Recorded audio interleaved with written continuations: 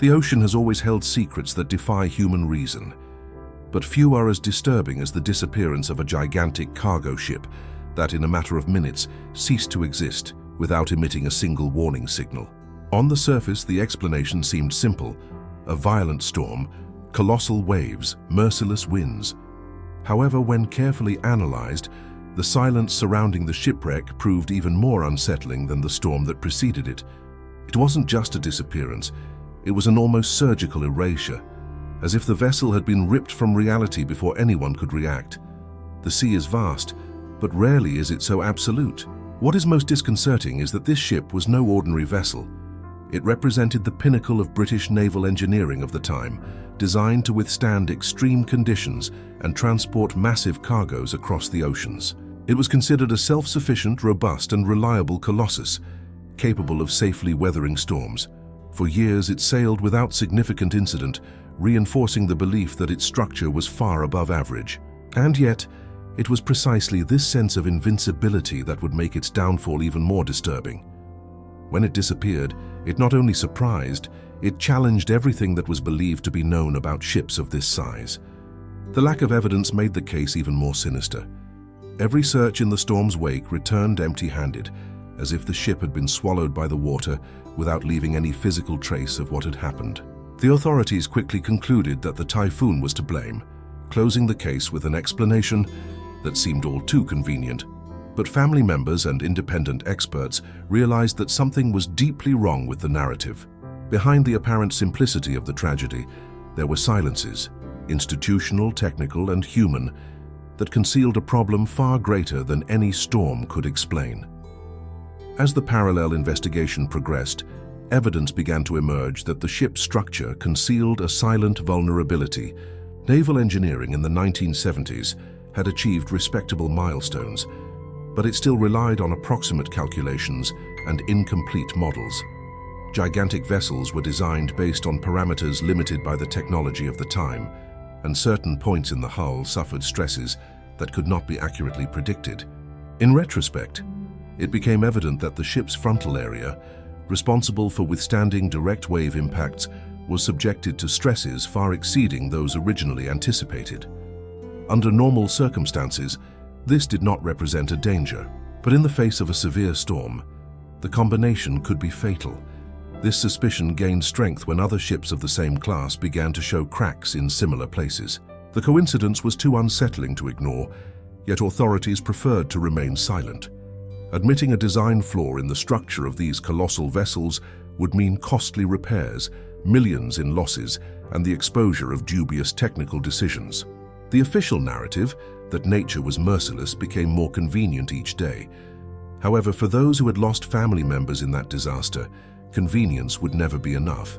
They wanted real answers, and those answers would only appear many years later.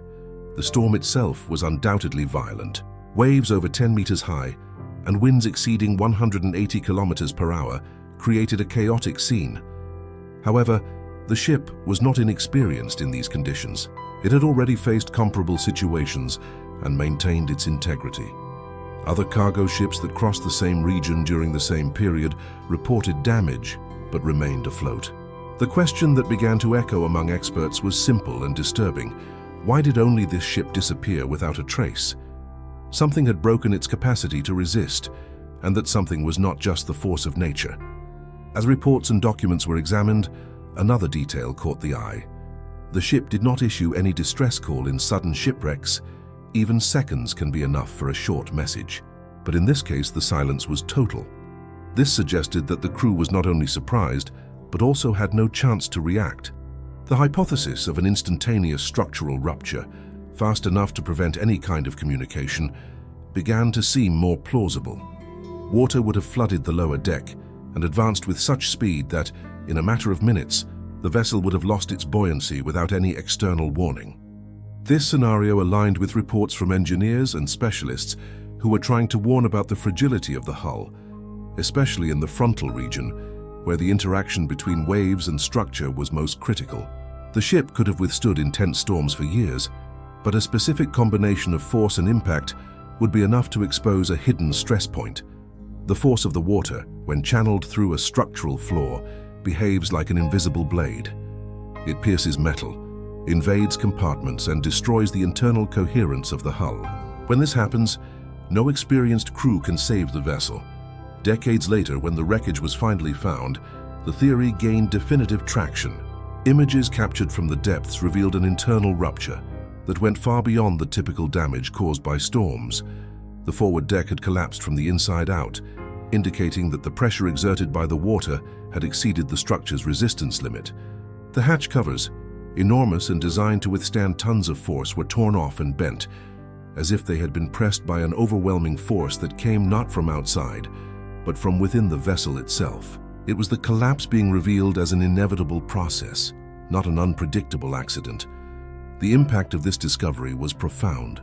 From then on, it became impossible to maintain the narrative that nature was solely to blame. The failure lay in the design, the calculations, the missing reinforcements, the accumulated negligence over the years. And above all, it lay in the decision to ignore signs that had already appeared in similar ships. The shipwreck was not an isolated event. It was the culmination of a chain of omissions. Faced with the new set of evidence, the authorities were forced to reopen investigations and review safety standards. The truth finally emerged, too late to save lives, but not too late to transform the maritime industry. From this revelation, the families of the missing finally had something the original investigation never offered: a concrete reason. The pain of loss doesn't disappear, but the uncertainty is a torment that corrodes the mind. Knowing that their relatives were not victims of the crew's incompetence, but rather of the failure of an entire system, brought a discrete form of peace. It wasn't revenge, it wasn't complete consolation, but it was the truth. And in some way, the truth is always necessary. The impact of the findings was not limited to the technical environment. It also shed light on human fragility in the face of powerful institutions. For almost 20 years, families heard incomplete explanations, automatic responses, pre-prepared justifications, silently constructed to protect interests that went far beyond the individual pain of those who lost someone at sea.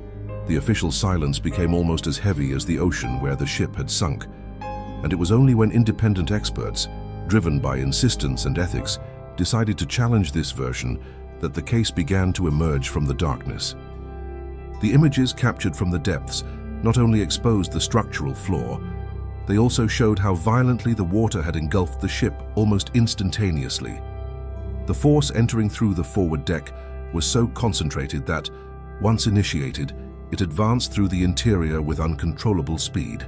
Naval engineering explains that when a rupture occurs at a strategic point, the internal pressure equals the external pressure in seconds, and at that moment, the vessel loses its ability to float almost immediately. The crew, even if they noticed the problem at the initial moment, would have between 1 and 2 minutes before everything became irreversible, too little time even to understand what was happening, let alone to send alerts or activate rescue boats. This scenario brought about a complete reinterpretation of the mystery. The ship didn't disappear because of the storm itself, but because its structure failed at the worst possible moment during a phenomenon that demanded 100% hull integrity. The sea didn't break the vessel. It merely exploited a hidden vulnerability that had always been there.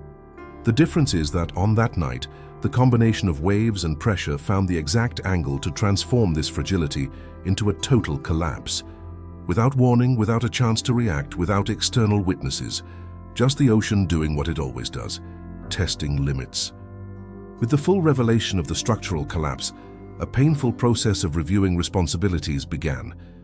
The blame, previously attributed to the crew, proved unfair and technically absurd. The sailors who disappeared that night were experienced, trained, and had sailed for years without incident. There was no error in command, operational negligence, or direct human error.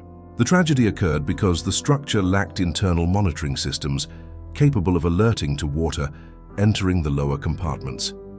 This type of technology would be implemented years later, precisely as an indirect result of this shipwreck. Ironically, future lives would be saved because of a failure that, if detected in time, might have prevented this loss. As independent reports were published, it became clear that the ship should never have left the shipyard without additional reinforcements in critical areas. And this was not an isolated case. Other vessels of the same class exhibited similar cracks and deformations, some narrowly escaping potentially fatal accidents. The storm, therefore, was not the cause, but the final trigger of a deep-seated problem that had been ignored. The structure collapsed because the design allowed it to happen. This simple yet devastating conclusion transformed the disaster into a landmark in the history of modern naval engineering. More importantly, the incident triggered profound changes in maritime regulations. New safety standards, more rigorous structural testing, and internal warning systems became mandatory on large ships. All this as a result of a tragedy that could have been avoided. The sea remains unforgiving, but human ignorance doesn't have to be today. Some of the modern safety that many passengers and crew take for granted exists thanks to what was discovered in the depths of the ocean, alongside the wreckage of that colossus. With the progress of independent investigations and increasing public pressure, the government and regulatory bodies finally had to admit the truth. The structural failure was not speculation. It was a proven fact. Official documents were corrected, previous reports were re-evaluated, and the reputation of the families, who for years had been treated as people refusing to accept a fatality, was restored. The truth, even belatedly, brought a kind of silent but necessary justice, and by revealing all that had been ignored, it also exposed how dangerous blind faith in the stability of complex systems can be. The depth at which the ship lies today does not allow for salvage nor for physical tributes. It remains dormant in a place where light does not reach, silent and untouched, like a submerged monument to human fallibility. But, paradoxically, it is in this silence that the truth rests. Nothing there can be distorted or reinterpreted. The deformed metal tells a direct, raw, and irrefutable story. The vessel did not fail due to incompetence. It failed because it was built with a deadly vulnerability that for years remained invisible. With the advancement of independent findings and the reopening of the official investigation, the case became a watershed moment for the entire international maritime community. The lost vessel, previously cited only as a victim of natural forces, now became a symbol of something deeper, collective responsibility in the face of technologies that shape the modern world. The sea has always been unpredictable, but this time, it wasn't the ocean that failed. It was the design, the oversight, the human judgment, and recognizing this required more courage than facing the storm itself. Detailed analysis of the wreckage brought clarity to a series of doubts that had plagued experts for decades.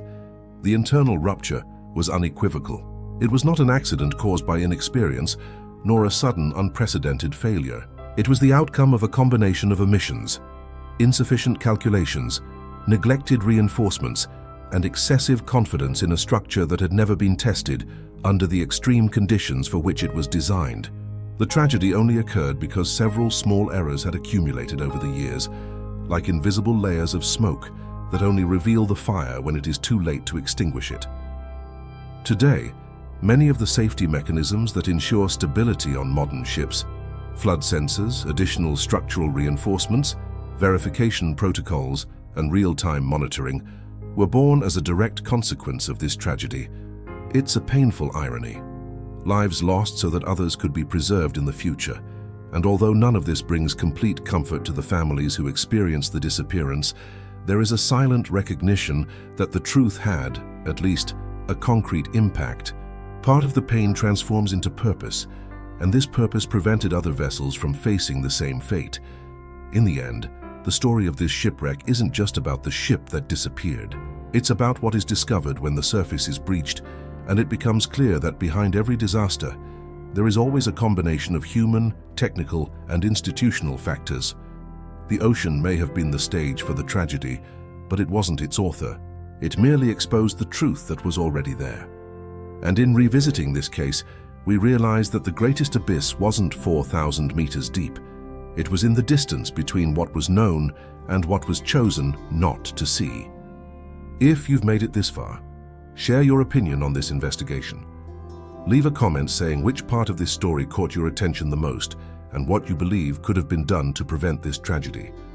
Subscribe to the channel to follow in-depth analyses of real mysteries and facts that reveal hidden layers of human history. Like this video, share it with someone who enjoys investigative stories, and continue exploring the unknown side of the world with us. There's much more to come, and some questions only find answers when we dive deep enough to see beyond the surface.